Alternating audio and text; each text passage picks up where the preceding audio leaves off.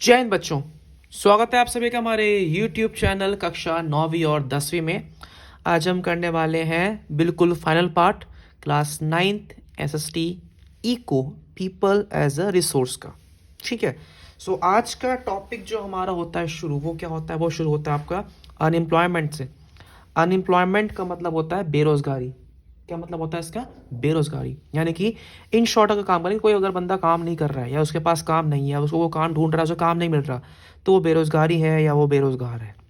ठीक है, अब ये होता कब है? देखो, unemployment exist when people who are willing to work. लोग काम तो करना चाहते हैं बट उनके पास जॉब्स नहीं है, they do not have any work to do. ठीक है ना? अब ये जो कैटेगरी में आते हैं, जो 15 साल से 59 ईयर्स तक के लोग जो होते हैं, वो इस कैटेगरी में जो जो इस एज उसके ग्रुप के हैं, उनको हम लोग बोलते हैं अनएम्प्लॉयड।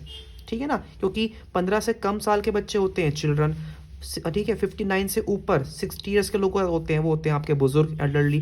तो उनको हम लोग इस कैटेगरी में काउंट नहीं करते कि वो रोजगार हैं या वो बेरोजगार हैं। ठीक है ना? सो जितने भी लोग इस एज से इस एज के बीच में कोई काम नहीं कर रहे, उनको हम लोग बोलते हैं बेरोजगार, या इसको कहलाती है आपकी बेरोजगारी।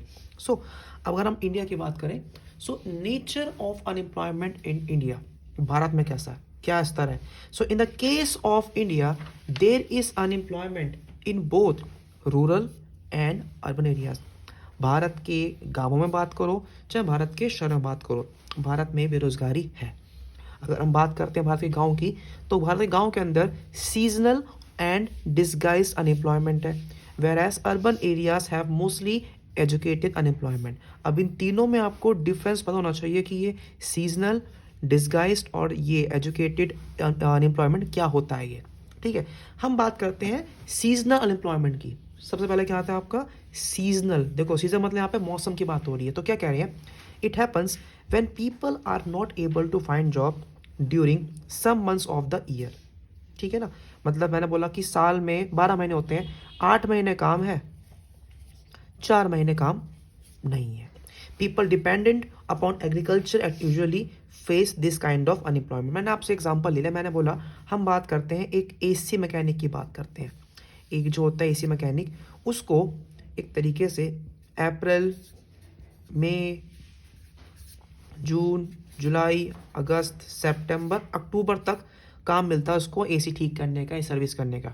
लेकिन जनवरी फरवरी मार्च अप्रैल, सॉरी, जनवरी फरवरी मार्च और आपका ये जो होता है आपका एक तरीके से पहले का आपका दिसंबर, ठंड के टाइम पे तो एसी का काम होता नहीं है, तो वो 4 मंथ्स क्या रहता है एक तरीके से, वो आपका बेरोजगारी तो रहेगा ना आपका, कि कुछ महीने तो बहुत काम, कुछ महीने काम ही नहीं है, काम ही नहीं आ रहा आपका।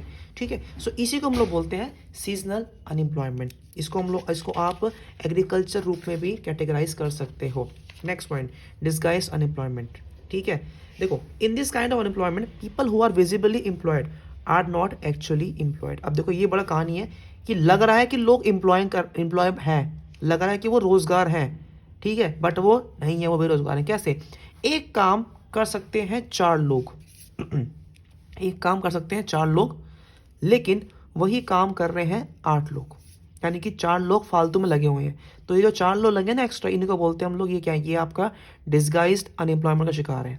यानी कि agriculture field requires the service of few 5 people.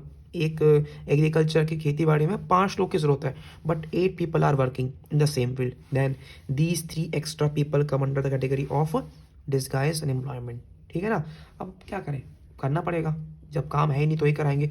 Production will not decrease when they 3 people arrive. यानी कि अगर ये 4 लोग भी हट जाते हैं ना, तो ये 4 लोग काम कर लेंगे, इनके हटने या ना होने से फर्क पड़ता ही नहीं है। ये होती है आपकी डिस्गाइज अनएम्प्लॉयमेंट। ठीक है ना? क्या बोलते हैं इसको? Disguise unemployment. नेक्स्ट आपकी आती है एजुकेटेड अनएम्प्लॉयमेंट, यानी कि शिक्षित बेरोजगार। ये मिलेंगे आपको शहरों में। Many young people with matriculation, graduation and post graduation degrees are not able to find jobs. इतने पढ़े लिखे होने के बावजूद भी भारत में जॉब्स नहीं है। This situation leads to educated employment. A paradoxical manpower situation is observed when there is surplus manpower in the same category and shortage of manpower in others. अब हमारे भारत में देख लो आप, किसी जगह पे बहुत ज़्यादा नीड है, किसी में नीड है ही नहीं काम की। तो यहाँ पे बेसिकली आपको बताया जा रहा है कि बेरोजगारी कितने कितने टाइप्स की होती है। अगर हम किसी बंदे के पास काम नहीं है तो मीन्स पैसा नहीं होगा, पैसा नहीं होगा तो मतलब गरीबी फैलेगी। तो ये कह रहे हैं unemployment has a harmful impact on the overall development of country economy. Increase in employment is an indicator of a depressed economy. जब बेरोजगारी बढ़ रही है, ठीक है ना, तो इस कंट्री की इकोनॉमी बिल्कुल डाउन जाती है, यानी कि काम ही नहीं है, पैसा नहीं है। It has also waste the human resource, इंसानों को ये पूरा वेस्ट कर देती है, ठीक है। साथ ही साथ unemployment lets to wastage of man power resources, people who can be an asset for the economy into liability. अब जो जनता, एक होती है असेट, एक होती है, कहते हैं ना, एक हीरा देश के लिए, वही हो जाती है एक जिम्मेदारी से हट के वो आपकी लायबिलिटी, वो एक बोझ बन जाती है अगर देश में बेरोजगारी हो, क्योंकि जनता खाली बैठी है, काम तो कुछ कर नहीं रही है। Next point, feeling of hopelessness and despair occurs among the youth. अब लोग हो जाते हैं होपलेस, डिसअपॉइंटमेंट, डिप्रेस, क्योंकि काम ही नहीं है, उनके पास मनी नहीं है सपोर्ट करने के लिए अपनी फैमिली को, ठीक है। Inability of educated people willing to work to find gainful employment implies a great social waste. Unemployment tends to increase economic overload. कर्ज में जाता है इंसान यहाँ पे अगर रोजगार नहीं है। The dependence of unemployment on the working population increases. अब the dependence of unemployed on, अब ये जो है, ये जो होते हैं बेरोजगार लोग, ये रोजगार लोगों पे एक बोझ बन जाते हैं। The quality of life of individual as well as society adversely affected. जब पैसा नहीं है तो क्वालिटी बिल्कुल डाउन हो जाएगी।